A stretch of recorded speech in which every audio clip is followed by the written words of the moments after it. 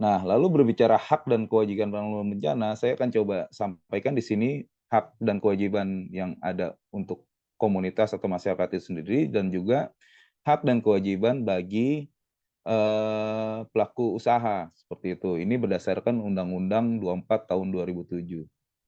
Ya, jadi berbicara hak dan kewajiban untuk masyarakat mengenai penanggulangan bencana ini sangat jelas sekali di undang-undang situ, di Undang-Undang Nomor 24 ini menjelaskan bahwa hak dan kewajiban di masyarakat sudah dijelaskan mengenai mendapatkan perlindungan sosial, rasa aman, khususnya bagi kelompok masyarakat rentan bencana, mendapatkan pendidikan, pelatihan keterampilan dalam penyelenggaraan penanggulangan bencana, mendapatkan informasi secara tertulis dan atau lisan tentang kebijakan penanggulangan bencana, berperan serta dalam perencanaan, pengoperasian, dan pemeliharaan program penyediaan bantuan pelayanan kesehatan termasuk dukungan psikososial, lalu berpartisipasi dalam pengambilan keputusan terhadap kegiatan penanggulangan bencana, khususnya yang berkaitan dengan diri dan komunitasnya,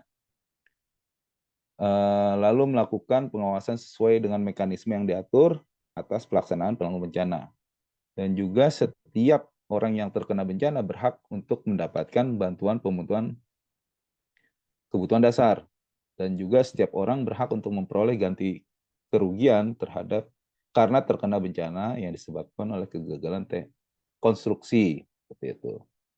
Nah, kewajibannya apa nih? Kita sebagai masyarakat juga punya kewajiban. Yang pertama adalah menjaga kehidupan sosial masyarakat yang harmonis, memelihara keseimbangan, keserasian, keselarasan, dan juga kelestarian fungsi lingkungan hidup. Jadi kita memastikan untuk keseimbangan tersebut bisa terjaga, khususnya di wilayah kawasan apartemen ataupun rumah susun. Melakukan kegiatan penanggulangan bencana. Nah, berbicara penanggulangan bencana itu ada siklus di mana siklus sebelum bencana, pada saat bencana, dan juga setelah bencana. Nah, terkait dengan kegiatan penanggulangan bencana, paling tidak kita juga mengupayakan beberapa kegiatan dalam rangka untuk mengurangi risiko bencana yang ada di kawasan hunian vertikal. Yang ketiga adalah memberikan informasi yang benar kepada publik tentang penanggulangan bencana. Ini berkaitan dengan data juga, pendataan. Berapa sih jumlah kelompok rentan yang tinggal di dalam satu lantai? Berapa sih, siapa saja sih yang ditinggalkan oleh anaknya mungkin ketika anaknya bekerja, lalu ada lansia yang memang hidup sendiri di waktu siang hari seperti itu. Nah, ini mungkin bisa jadi salah satu upaya yang dilakukan sebagai kewajiban dari masyarakat seperti itu. Ini mengenai hak dan kewajiban yang dapat dilakukan oleh masyarakat. Selanjutnya, hak dan kewajiban dalam penanggulangan bencana yang dapat dilakukan oleh uh, unit usaha atau pelaku usaha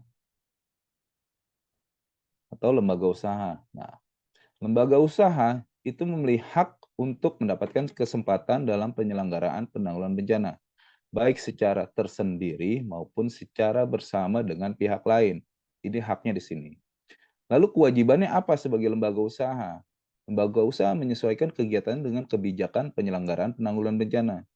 Jadi apapun yang dilakukan oleh lembaga usaha dalam memberikan layanan usahanya, paling tidak mempertimbangkan mengenai upaya-upaya dalam hal penanggulangan bencana, terutama dalam pengurangan risikonya. Dan kedua, lembaga usaha berkewajiban menyampaikan laporan kepada pemerintah dan atau badan yang diberi tugas melakukan penanggulangan bencana, serta menginformasikannya kepada publik secara transparan. Nah, ini juga menjadi penting ketika lembaga usaha bisa menyampaikan apa yang sudah dicapai, apa yang sudah dilakukan, kapasitas yang dimiliki apa, kerentanan yang dimiliki apa, ini menjadi penting ketika ini bisa dipublikasikan kepada umum. Sehingga Bapak Ibu yang memang tinggal di wilayah kawasan tersebut memang merasakan kenyamanan, keamanan bahwa apa yang sudah diupayakan memang sudah sesuai dengan SOP ataupun sesuai dengan ketentuan yang berlaku. Dan ketiga, lembaga usaha berkewajiban mengindahkan prinsip kemanusiaan dalam melaksanakan fungsi ekonominya dalam penanggulangan bencana. Jadi ini lebih kepada lembaga-lembaga usaha tersebut ya dalam setiap aktivitasnya prinsip kemanusiaan itu selalu menjadi prioritas utama, seperti itu. Nah, ini menjadi penting juga ya, karena dan ini diatur di dalam undang-undang dan negara sudah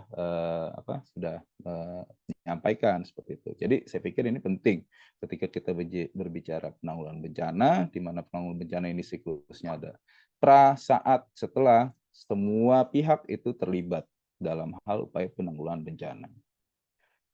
Sejauh ini ada yang ingin ditanyakan Bapak Ibu sebelum saya lanjut? Jawabannya salah ya, karena merupakan sebuah kapasitas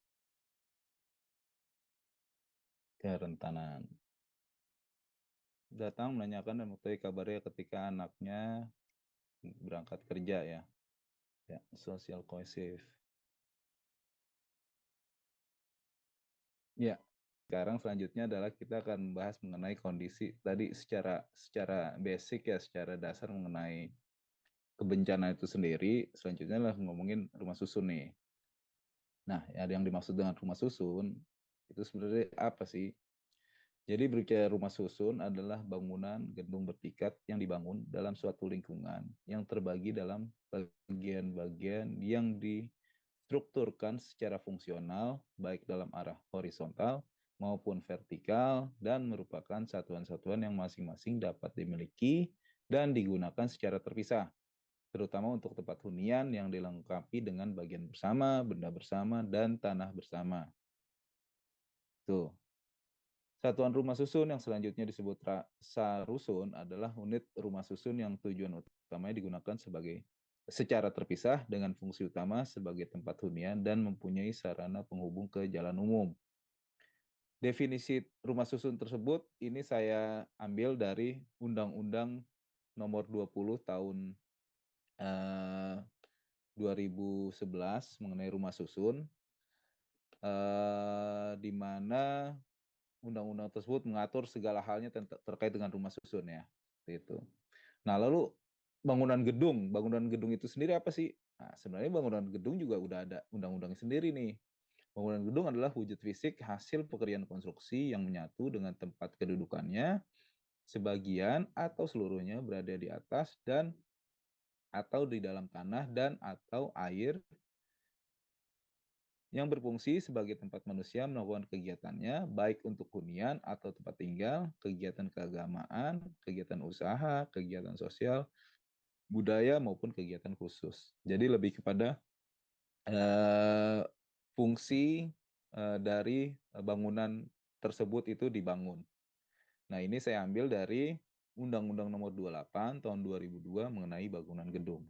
Jadi secara khusus memang beda, terutama dari konteks fungsi dan juga struktur